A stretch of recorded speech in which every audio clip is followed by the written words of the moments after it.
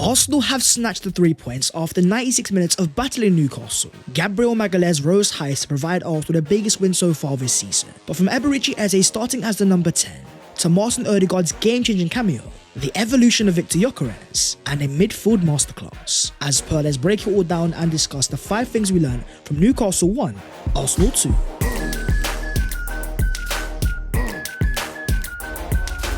Yo, what is going on, guys? My name is Baz14. Welcome back to your boys channel and last minute winners in football. Is there a better feeling? And also, what a performance. So much to break down, my friends. As per, smash a like on this video if you do enjoy. Subscribe to the channel if you are new. And help your boy on his road to 300,000 subscribers. But starting off with the first thing, and that is Arteta cracks the code. St. James's Park had never been easy for us. In fact, under Mikel Arteta, Arsenal had lost only more away games than Man City in all competitions with 5. Then they had at Newcastle away with 4. Losing their last year in the league 1-0, then losing again in the Carabao Cup. 84 minutes into the clock, Arsenal fans were wondering once again, was it going to be the same old story? But after Gabriel Magalhaes provided a 96th minute winner, not only did Arsenal steal the 3 points, we also deserved them. In a game that Newcastle had an XG of 0.56, but Arsenal 2.31, the stats show that Arsenal were utterly dominant. 64% possession, more XG and more big chances. 20 shots to Newcastle's 8, as well as 12 corners, 2 in which Arsenal were able to score from. Yes, fans will be happy right now because we won the game and it was such a dramatic way of winning it. But the more important thing is how Arsenal did it. Up against a team that they've conceded a goal to, they've gone 1-0 down. We know of Newcastle's strong deep block, we know how hard it is to break them down. In fact, going into the game, Newcastle had on paper the best defence in the Premier League. The most clean sheets, the least goals conceded. So when you're in that scenario that Arsenal have been in time and time again, games that Arsenal were losing last year or if not drawing, very similar to how Arsenal playing against Man City, we had the ability to play at the 95%, dominate teams and force them into their own halves. But the real question was, can Arsenal find that final 5%? And that's where Mikel Arteta's tactics came good.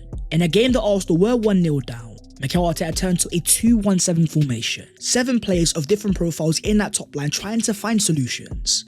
Not only were Arsenal probing, they were making chances. And if not for a Nick Pope masterclass, we would have never been in that position in the first place. The game could have been won in that first half. But despite of the adversity, despite of all the narratives that are building in Arsenal fans' minds and in the world of football, the most important thing is that Arsenal found a way. For the 4th game running, an Arsenal sub coming off the bench and scoring a goal, we are finally starting to see the difference. An Arsenal squad that we knew was strong going into the season, but seeing players come off the bench and contribute time and time again, that's where we have to talk about Mikel Merino. After all the criticism last week from starting against Man City, today was an example of how you play to Merino's strengths. He is not a midfielder that you ask to drop down and link up play, but more a box-crashing second striker.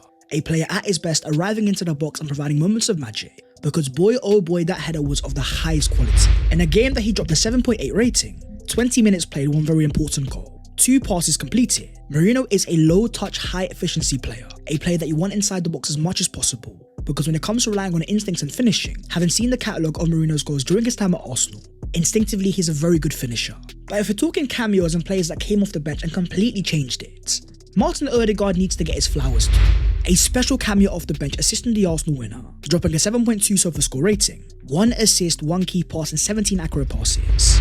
As Eddie Howe said perfectly, Martin Odegaard's introduction changed it for Arsenal. I thought he made the difference for them and started to penetrate our lines more. Even when it comes to that first goal, it all came from a lovely pass from Martin Odegaard in behind to Miles Lewis-Skelly, which of course produced the corner to lead to the first goal. This was a cameo of the highest standard. A midfielder playing as a natural number 8 with Eze playing as the number 10. Dropping down deeper, dictating play and constantly probing. Martin Odegaard is a classy footballer when it comes to this type of game states. When you've got players to aim for like Eze and Merino between the line, Martin Odegaard is one of the best players in the world when it comes to finding these intricate passes in behind, with even his heat map showing. A midfielder that was playing all across the front line. When it comes to Arsenal this year and trying to get over the line to win that title, we know that we've got the 95%, we can dominate games and have all the field tilts, but the ability to bring on Martin Odegaard against tired legs. In previous years, Odegaard would have started this game after being rushed back from injury, but with the quality of Gyökeres Eze as a starting player as well, not only do Arsenal finally have a natural number 10, but it also allows Martin Odegaard to play as a natural number 8.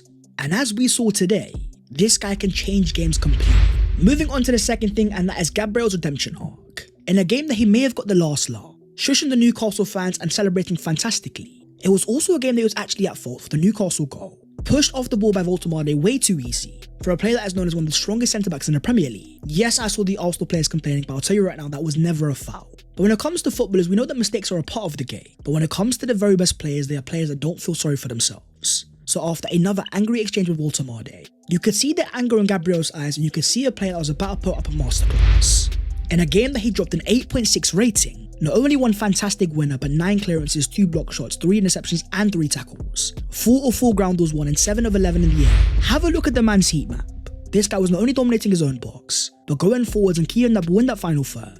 Gabriel was also having a major part on the Arsenal attack, with a prime example him of course scoring the winner itself, as Arsenal created a 0.7 XG chance to produce a huge goal for the title race. So when it comes to Arsenal and finally cracking that mid-block, the ability to force goals even when teams completely park the bus, having this set piece ability in our Arsenal is so important because it's providing us consistent chance creation, a way to force games and provide moments. Because as we saw today, when you get the right call in the last minutes, with all the quality that Arsenal do have, you're able to secure 3 massive points. But in a game that Mikel Arteta also started Christian Mosquera, with William Saliba surprisingly left on the bench. That to me was Mikel Arteta showing major trust. With Saliba coming back from an ankle injury and playing midweek as well, the fact that Arteta did not see need to force Saliba to start, because he rates Mosquera so high, in a game that he might have only dropped a 6.1 server score rating. 45 minutes played, 1 clearance and 3 interceptions, winning 0 of his 2 aerial duels. I wouldn't say it was a bad performance, by far from any sort of disaster class, but more importantly a great lesson. The idea of Mosquera going to James's part and being trusted to start. Yes, it was his mistake that led to the corner for the Newcastle goal, but for me I love the fact that Mikel Arteta is not scared to throw him in the deep end. For a player of course scouted by Andrea Berta, signed at a bargain price tag, having seen him play at Anfield and St James's Park, there's a reason why Mikel Arteta rates the player so highly. With even no real Arsenal fans complaining before the game of why are you starting over Saliba. Just think about that a season ago. Saliba not starting even though he was fit and on the bench, showing the level of belief that the Arsenal fan base have in Christian Mosquera. But after a change at halftime, Saliba was on the field and we saw the scenes after the game. Another example of his passionate Arsenal celebrations, looking towards the Arsenal fans right up the Newcastle stadium, a man that clearly has a lot of passion for Arsenal football. With 2 clearances, 1 ground ball won and 2 aerial duels won, 89% of passes completed, as well as 1 chance created. You can see the love that he has for Arsenal and why more importantly, his long-term future is at the Emirates Stadium. As tweeted by the hand of Arsenal after the game, see you at the Saliba announcement, replacing the S with a 5, as Arsenal are set to announce a brand new 5-year deal for the centre-back. But if we're talking about the defence, I also have to give praise and a massive salute to Gyökeres and VAR. After another standout performance at right back, his heat map showing him all across the right hand side, a 7.0 server score rating with 3 clearances, 1 interception and 2 tackles, 6 of 12 ground balls won, as well as 32 accurate passes and 3 chances created, not to mention 3 successful dribbles, and very unlucky not to score a goal as well. It's getting to the point where it's kind of outrageous how consistently good Timber has been. Reliable game in game out, physically going forwards and defensively. Last year we may have seen a high quality right back, but this year I feel like I'm seeing a level above. A right back that comes across with no weaknesses and has made the Arsenal right hand side his own. Moving on to the third thing, and that is the midfield masterclass. In a game that Mikel Arteta finally released a handbrake, starting Gyökeres as his number 10. On server score he only dropped a 6.4 rating, with 47 touches, 28 accurate passes and 1 key pass, 2 out of 2 dribbles, as well as 2 shots on target. After the game he posted a photo of Gabriel Magalhaes on his Instagram, with the captions "Tables turn, for your glory God." But forgetting about the rating and looking more into the performance, I saw quite a few very impressive things. The first of course being elite positional versatility, playing as a number 10 but not scared to go to the left and right hand side. As shown by his heat map, Eze by no means was limited, released by Mikel Arteta and given total freedom. In the first half he could have scored at least 2 goals. He's not the same as Martin Odegaard when it comes to needing a lot of touches. He's more a player of high efficiency. In that final third hovering around the box, Arsenal of course are a team that love to cross the ball time and time again, and when you've got a player the quality of Eze's ball striking, if it wasn't for a Nick Pope wonder save in this game, Eze could have easily scored a fantastic goal to give Arsenal the lead. Going forwards it gets you very excited. The idea of Gyökeres Eze alongside Martin Odegaard in the same starting line, it is simply what you would call Arsenal heretic, having grown up on the days of Simon Nasri and Cesc Fabregas. The idea of having 2 maverick profile, but both players that have very different strengths, that are also very complementary. The Odegaard cameo was a reminder that Eze and Odegaard can work together, whether him playing on the left hand side or playing in a midfield 3. The fact that Arsenal have these elite options of creativity is going to be another decisive reason why Arsenal can finally crack that mid-block problem. But then you've got to talk about the performance of Declan Rice, a midfielder that was simply everywhere, dropping an 8.0 server score rating with 1 important assist, as well as 75 accurate passes, 3 key passes, 4 accurate long balls and 1 big chance created. Defensively elite with 3 clearances, 1 block shot and 3 tackles. If we're talking all-round performances and overall quality, this was the most complete performance on the pitch. Playing in a pivot alongside Martin Zubimendi, think about Bruno Guimaraes and Sandro Tonali, 2 of the very best midfielders in the Premier League. Where were they today? Unable to control proceedings because of how good Rice and Zubimendi were. When it comes to Rice and the recovery speed as well, that moment you had in the second half where Murphy was breaking them behind, but Rice next to him side by side, galloping his way back. His energy levels are simply insane, providing Arsenal elite security in defensive transition, but also a player growing more and more alongside his partner, as Martin Zubimendi dropped a 7.2 SOFA score rating, 52 accurate passes, 2 key passes, 3 accurate long balls, as well as 1 big chance created. There was a lovely moment in the second half, where Zubimendi finds the ball on the edge of the box, and was able to find a lovely chip pass in behind the timber, and it all circles back to the mid blocks. The idea of Arsenal having different ways to break them down. Not only do we have the set pieces and the crosses, but to now have a midfielder that's able to provide intricate passes over the top is yet another step in the right direction. Moving on to the fourth thing though, and that is Gyökeres' improvement. Now if we're gonna go off the ratings and SOFA score, Gyökeres might have dropped only a 5.8 rating, with 6 shots in total, 1 on target, 2 off target and 3 blocked, 1 successful dribble and 2 key passes. It was a game that he was in the walls, with his face being held by Jamal Lascelles, but it was also a game where I saw a lot of things that impressed me, from his elite work rate off the ball.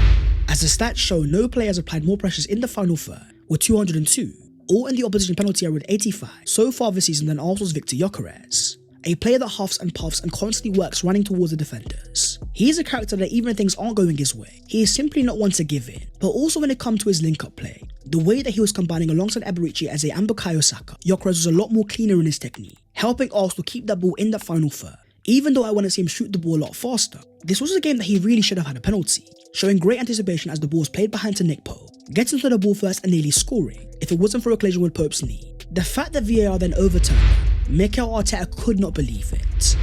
With even Jamie Redknapp saying at halftime, I'm amazed that got overturned. I have to be honest, we saw one last week with Robert Sanchez and Brian Mbeumo. Yes, the keeper got a touch, but he still fouled the player. That is my feeling. It's getting to the stage now where I'm not even surprised. The same exact penalties that I've seen given against Arsenal time and time again, the same reasons that I use against us, when it comes to Arsenal and their own penalties, for some reason it never goes our way. Take for example the penalty we conceded last year away at Brighton, where Saliba of course got a touch to the ball, but was deemed to have fouled the play in the process. As Mikel Arteta perfectly says, if it's not a clear and obvious error, VAR should not intervene. We've been told this for a few years, and at the start of the season again. For me, it's very clear that VAR doesn't have to intervene, because it's a penalty. Thankfully, it didn't matter, and the fine margin still went in Arsenal's favour. As Bukayo Saka said after the game, I'm speechless. But it doesn't matter now. For me, if we have VAR, it's for clear and obvious error. The fact it took the ref that long to decide shows that it was not a clear error. These little things always go against us, but today we got what we deserve. But moving on to the fifth thing, and that is Arsenal's big statement. On a weekend where Arsenal simply had to win, after drawing with Man City last week at the Emirates,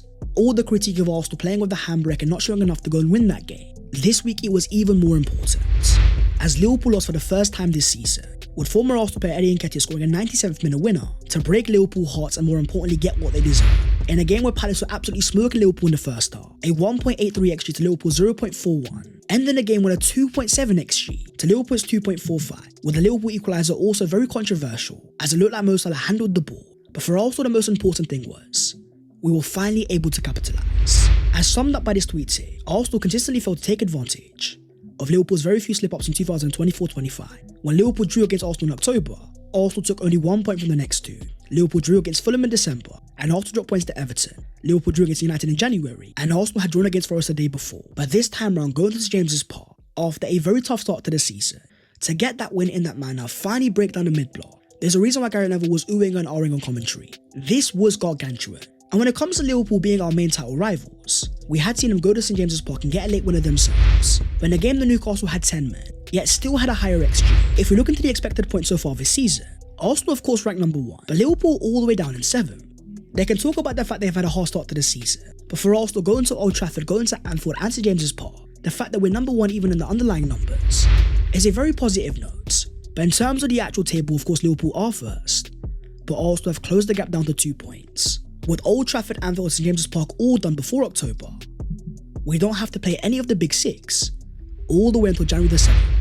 As Mikel Arteta says, we already played at Anfield, Old Trafford, Man City, and it's very early this season. To get to the next level, you have to come to these places with a lot at stake. With certain results yesterday, and show that conviction and desire to get it done. For Arsenal next, of course, it is Olympiacos in the Champions League, followed by West Ham at home, Fulham away, Atletico Madrid at home, Crystal Palace at home, and Brighton at home. But that is the video there and there, so hopefully you guys have enjoyed. If you have, don't forget to smash a like and also subscribe to the channel if you are new. If you want to follow your boy in all of his social medias, the links are down below in the description. But that was the 5 things we learned from Newcastle 1, Arsenal 2. Such a satisfying victory to get in the last minute winner as well. To celebrate in the Newcastle fans' faces, it was things that you absolutely love to see. And for Arsenal, 3 gargantuan points, my friends. I'll see you next time. Take care and in a bit.